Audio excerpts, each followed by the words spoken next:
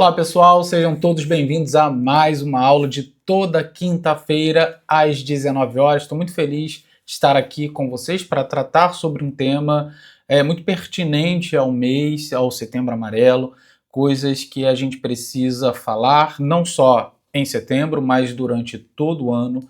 Mas a gente sabe o quanto é relevante a gente separar um momento. Eu acredito que nessa perspectiva, é muito bom sim que a gente tenha momentos, um mês, semana, dia, que a gente trabalha de fato ali temas que são muito relevantes para a humanidade de uma maneira geral, temas que nos atravessam a todos, temas que realmente falam sobre o nosso sofrimento, daquilo que a gente realmente precisa olhar como ser humano. O sofrimento é sempre um tema muito importante e as consequências dele, como a gente trabalha no Setembro Amarelo, também faz parte aí do nosso caminhar, da nossa jornada, e eu acho que a gente aqui vai fazer isso, é um momento importante para isso, e é muito relevante tudo que se fala nesse mês para, vamos dizer, pensar, né, sobre isso que acomete a humanidade, isso não de hoje, mas desde que o homem, o ser humano, se entende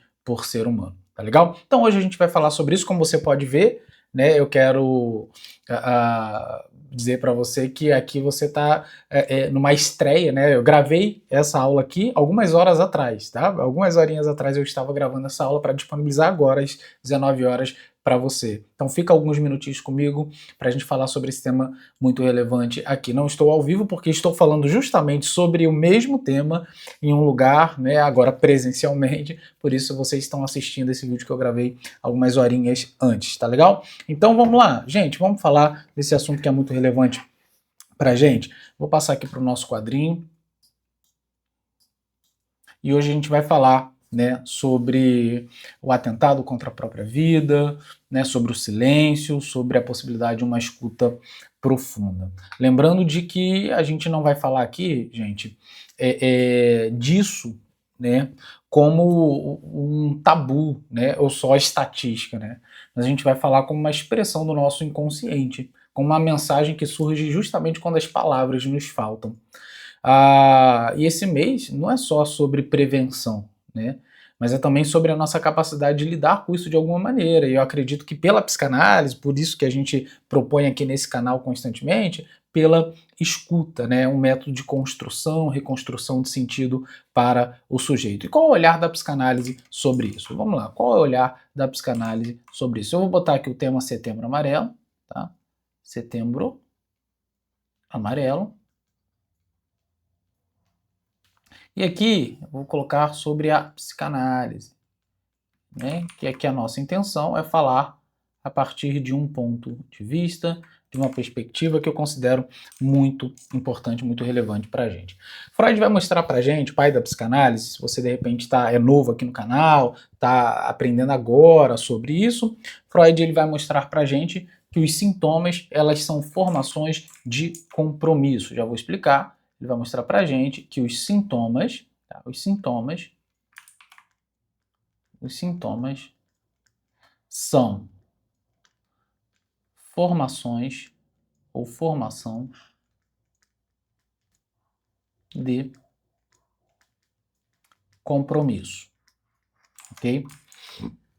Sendo assim, o atentado contra a própria vida ele pode ser compreendido como uma tentativa mais radical de silenciar, uma dor sem nome. Então, quando a gente fala sobre vamos dizer assim, a desistência da nossa vida, a gente está falando justamente sobre uma tentativa mais radical, mais fatal de silenciar uma dor sem nome. Uma dor sem nome, tá? Uma dor sem nome, ela sempre está ligada ao aspecto da angústia, porque a angústia, segundo Lacan, é aquilo que a gente é o afeto, vamos dizer assim, mais real, é o afeto que não mente, essa é a expressão dele, e a angústia ela tem a ver justamente com essa dor, né, da impossibilidade da gente nomear, é a dor sem nome. A dor sem nome é o nosso sofrimento mais característico, justamente porque é, inclusive, aquilo que nos leva fatalmente à clínica, né? Nos leva a procurar ajuda, mas nem todos procuram ajuda porque muitas vezes nos falta esperança. E se tem algo que caracteriza dentro de um transtorno de humor, dentro de um sofrimento severo, a desistência da vida de alguém, é pelo fato dela não só estar depressiva, não só estar passando por uma tristeza profunda, mas pelo fato dela não ter esperança para lidar com aquilo que ela não consegue nomear, aquilo que a engasga, aquilo que a tira assim a vontade realmente de seguir. Um outro teórico, Donald Winnicott, ele vai dizer que é quando o ambiente falha, o sujeito ele pode perder o sentimento de continuidade da vida. Ele vai dizer que é quando o ambiente falha, aqui tem nuances, né, para poder falar, mas em primeiro lugar, quando o ambiente falha,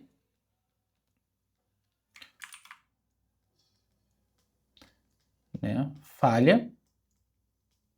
olha só que interessante, o sujeito ele pode perder, né, perde-se, eu já vou colocar como perde-se aqui para facilitar, escrever mais rápido, o sentimento de continuidade da vida. De continuidade da vida. Olha só.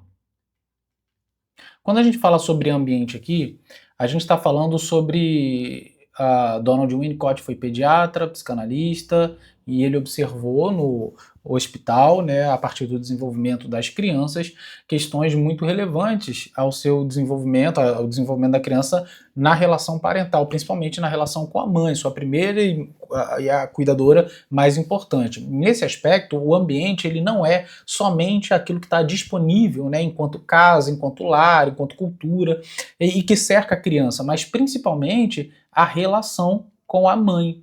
A relação com a mãe.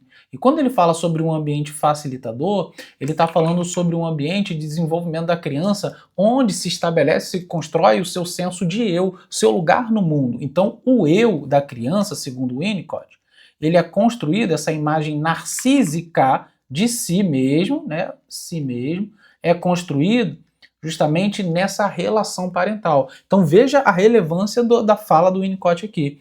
Quando falha esse ambiente, ou seja, aquele que deveria facilitar a construção da minha própria imagem, falha então ali um bom desenvolvimento, um desenvolvimento equilibrado para o nosso posicionamento no mundo. E se a gente não tem um bom posicionamento no mundo, se eu não sei quem eu sou diferente do mundo externo, se eu não sei me reconhecer nesse lugar, se eu não sei me posicionar a partir dessa relação que me construiu, eu talvez entre então em uma espécie de colapso, né, psíquico, de personalidade, de identidade, e não tenha, assim, vamos dizer assim, esse sentimento de continuidade de vida. A primeira falta de continuidade é não saber quem eu sou, tá? Não me compreender. Inclusive, o Winnicott tem uma fala muito legal que é assim, se eu não me engano, é da pediatria à psicanálise, um texto dele, ele vai dizer assim, não existe tal coisa como o bebê. O que existe é o bebê e a mãe. Entendeu? Não existe tal coisa como um bebê. O que existe é o bebê e a mãe. Porque não existe criança que se desenvolve, não existe bebê que exista sem uma cuidadora. Aqui a gente está chamando de mãe, mas a gente pode falar de quem exerce a função materna. Então a função materna, ela precisa ser exercida para que haja então um bom desenvolvimento, num ambiente facilitador. Aí a gente teria que trabalhar aqui uma aula de Winnicott para dizer o que é um ambiente facilitador, mas vamos dizer assim, alguém que corresponda às necessidades básicas, afetivas e é capaz de integralizar ali o desenvolvimento da criança, o seu self. E ela então ter uma perspectiva para, né, o mundo externo mais equilibrada, onde ela é capaz de se frustrar, onde ela é capaz de se reconhecer, onde ela é capaz de entender que ela tem um lugar seguro para crescer, tá bom? Isso aqui é um ponto muito importante para a gente. Em terceiro lugar, um outro teórico muito importante para a gente, o Lacan, tá?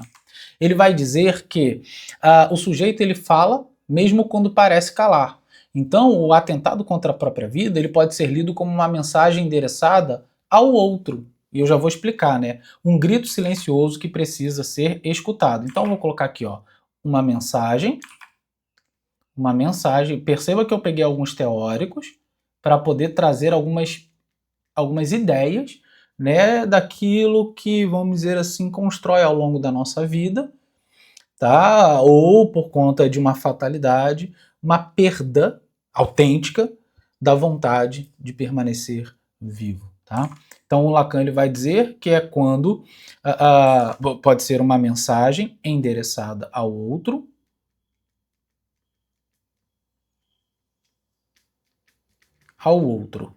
tá? Esse outro aqui é como um grito silencioso, né? Deixa eu botar primeiro isso aqui. Um grito silencioso que precisa ser escutado. Então eu vou botar assim, um grito silencioso. Um grito que precisa ser escutado. Apenas para dar uma ideia do que a gente quer dizer aqui, esse outro aqui não é assim necessariamente uma outra pessoa. Tá? É claro que na análise a gente está falando de uma outra pessoa, então você tem um analista, você tem um outro diante de você do qual você fala. Mas quando é essa mensagem endereçada ao outro, ele está falando mais ou menos sobre essa relação parental aqui, tá vendo? Não só essa, mas com os pais de uma forma geral, com aqueles cuidadores, com aqueles que ajudaram no meu desenvolvimento. Porque quem me ajuda no meu desenvolvimento é aquele que diz quem eu sou. É aquele que um dia me chamou de, vamos dizer assim, príncipe, né? Ou princesa. Aqui, deixa eu mudar a cor para facilitar aqui a visão. Pode ter me chamado de príncipe, né? Como eu falei. Ou princesa. Pode ser alguém que falou: você é um erro na minha vida, você é um lixo. A gente tem uma tendência a acreditar que muitas vezes isso aqui passa despercebido pela criança e ao longo do tempo ela vai deixando isso para trás, vai deixando isso de lado. Não, não, tá? Isso aqui, pelo contrário, é preservado e constitui, né? Constitui, assim, uma série de possibilidades na cabeça da criança que vai ser ou não realizada ao longo da vida dela, tá bom? Então, muitas vezes, essa mensagem endereçada ao outro é ela, essa mensagem de atentado contra a própria vida, é ela dizendo aquele que promoveu essas verdades na vida dela. Uma desistência de si porque eu me vejo como lixo, eu me vejo como erro, ou eu me vejo como um príncipe. Enfim, eu posso me ver de qualquer jeito. E esse jeito, ele foi construído nessa relação. E essa relação, para o Lacan, é uma relação, né, que tem a ver com o discurso, com a fala, com aquilo que eu ouço, com aquilo que eu, né, tenho do outro sobre mim. Tá legal? Então, gente, a gente pode caracterizar esse ato, né, contra a própria vida como uma dor sem nome, sabe? Não é assim uma fraqueza, não é uma escolha simples, mas é uma tentativa desesperada de calar essa dor. Uma dor que a gente pode dizer então, ó, uma dor, eu posso colocar aqui, vou puxar tudo isso aqui para cá, dizendo assim, ó, uma dor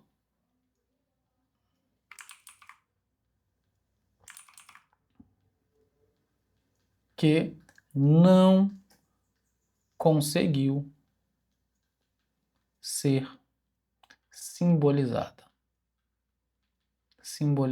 Beleza? Estão comigo até aqui? Show de bola? E o que a psicanálise pretende? Qual é, né, a nossa ideia enquanto psicanálise? A psicanálise, ela convida a gente a escutar o ato em si e não julgá-lo. Porque onde pra gente há silêncio, onde há silêncio,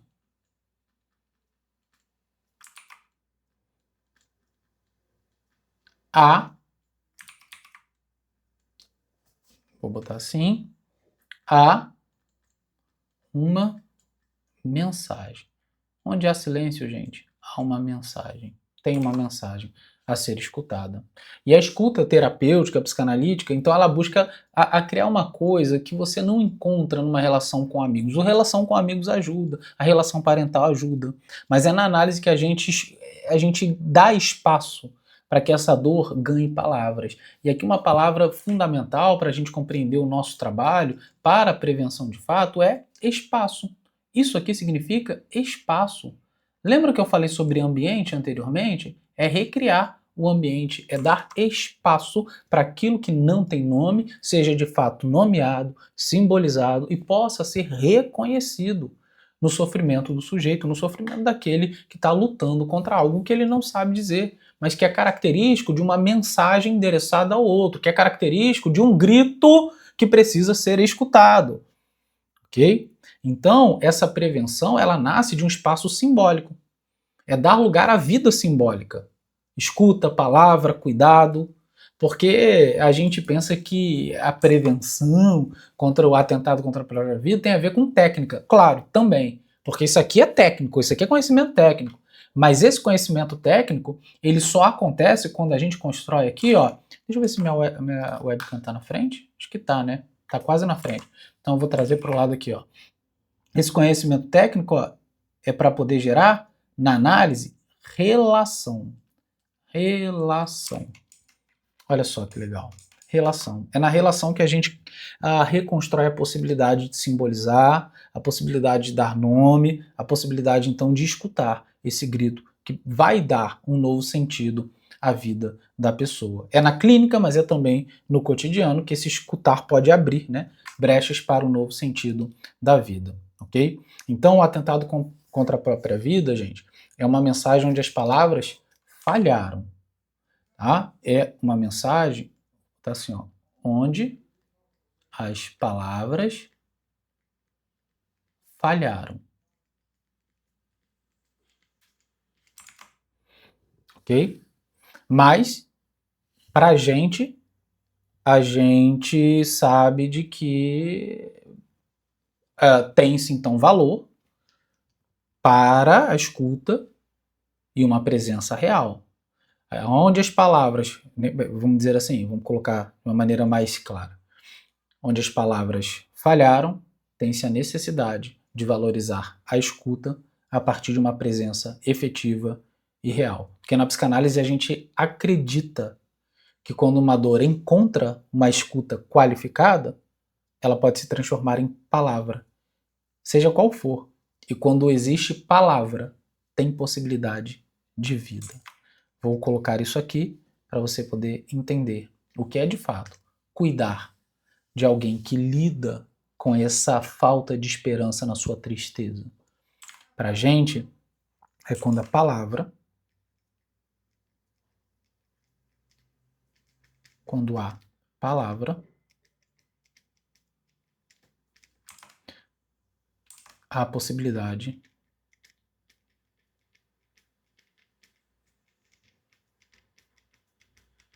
de vida.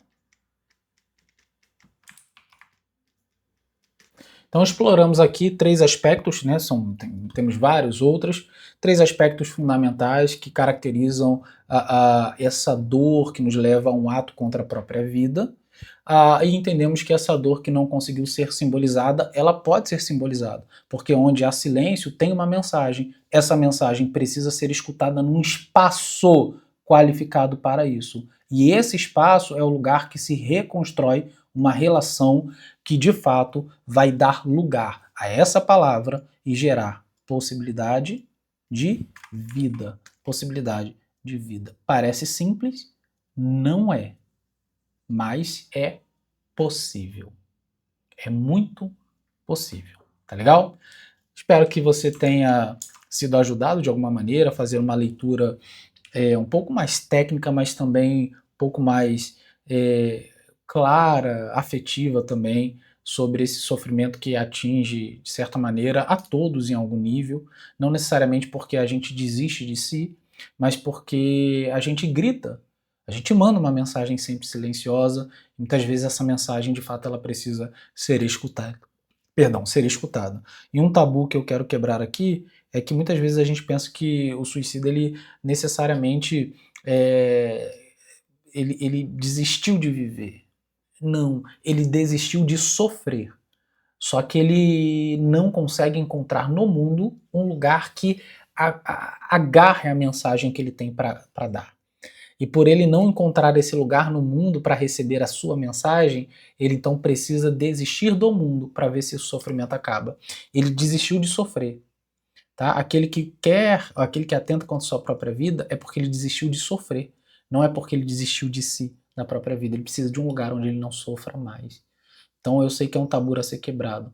E é claro que A gente precisa então compreender melhor, fazer uma leitura melhor, para que a gente possa lidar melhor, né, com esse sofrimento, essa dor, né, essa pessoa que sofre dessa maneira. Tá legal? Espero que tenha ajudado você. Muito obrigado por ter participado dessa aula, nossa aula de toda quinta-feira às 19 horas. Muito feliz de estar aqui com vocês. Na semana que vem, aula síncrona. Estaremos juntos ao vivo aqui às 19 horas. Hoje estou falando sobre isso em um outro lugar ao vivo presencialmente. Hoje estou aqui com vocês com esse vídeo de estreia que gravei algumas horinhas atrás. Muito obrigado pela sua presença e até a próxima aula. Tchau, tchau, pessoal. Valeu!